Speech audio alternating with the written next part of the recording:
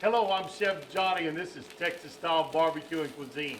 Today, we're doing some of the cuisine stuff. I got a fantastic salsa already in the process of making here for you.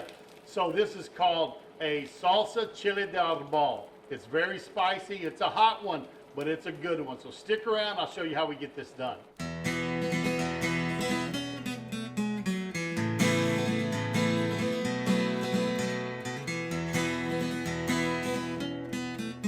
Get this started, what I've done is I've oiled 2 Roma tomatoes and I have them in a hot skillet. They're cooking. And the main thing when you're blackening these is don't move them around a lot. If you do, you're going to leave a lot of skin on the bottom, and also you're going to let a lot of moisture out. And when you let that moisture out, you can't get the browning that you want. So flip them over, get them going, and then leave them alone until it's time to turn them the next time. But don't move them around a lot. While that's going on, I have my chili peppers over here, and y'all can see these. They're already starting to heat up some, but this is called a chile de arbol. You will also hear these called chili japonese. All right, so it's a Japanese chili. You may have seen them at a Thai restaurant or something, some of their spicy dishes. But so what we're doing is we're just getting the oils flowing in these peppers again. That oil has kind of been dormant for a while, so we're refreshing these, getting the oil flowing. And then once we get these toasted nicely, we're going to add a quart of water to them, and we're going to rehydrate these peppers to make our salsa. These are both cooking well, so let me get these cooked up some, then I'll get right back with you and let you see what's going on the next step of making this salsa. These chili peppers, we're starting to smell those real good, and if I kind of toss them here, you can tell they're starting to brown a little bit on the bottom, or I can use my tongs and just move them around. Again, we don't want them burnt. We just want them nice and toasted to get the oils flowing in them once again. Now on these tomatoes, we're going to turn them again. As you can see, we've got another good black side, and we're just going to keep blackening these tomatoes. Right there, let them sit on this side, get that side black, and we'll get back with you. And what I'm going to do now is I'm going to take 2 great big cloves of garlic, and I'm going to drop those in my pan and start toasting this garlic some also. Our chili peppers are toasted real well. I'm going to pour in about a quart of water.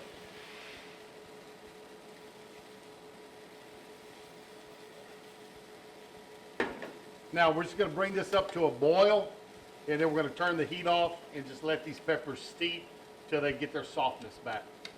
We're going to turn our tomatoes again. I'm going to pick them up, and I'm going to sit them right up on end. You can see they're getting nice and black there.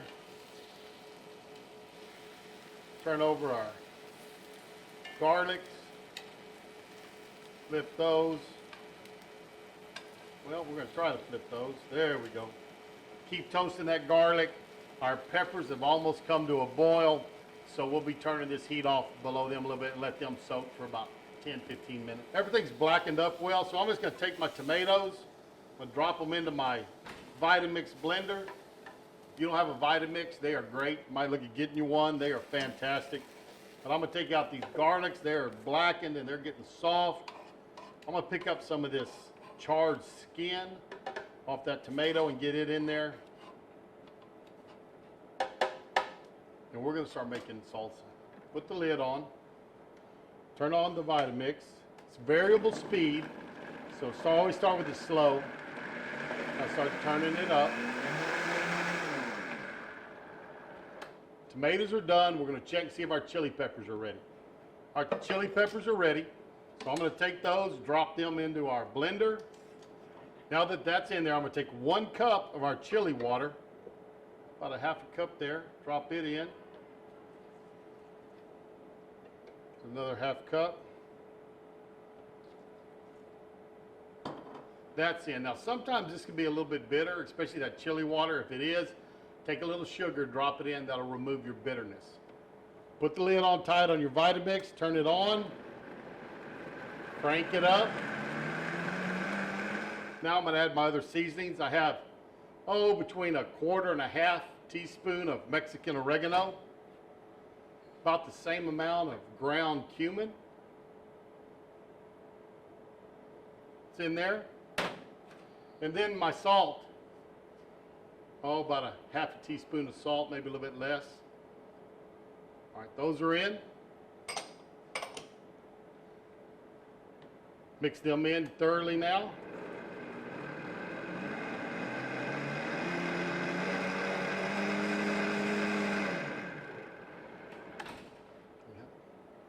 Let's try this, see how it turned out. Okay, pour it into our bowl. You see, it's not a real thick salsa. If you want to, you can back off on some of the chili water and not use as much of it if you want a little bit thicker. But I like it a little bit thin. This is my son's favorite salsa that we make, so I always got to make some up for him. But we're going to have this, give it a sample, and let's see how it turned out. Let's give this one a try, and I'm going to tell you, it is a spicy one. Good salsa, nice, hot. My son loves this on his breakfast tacos.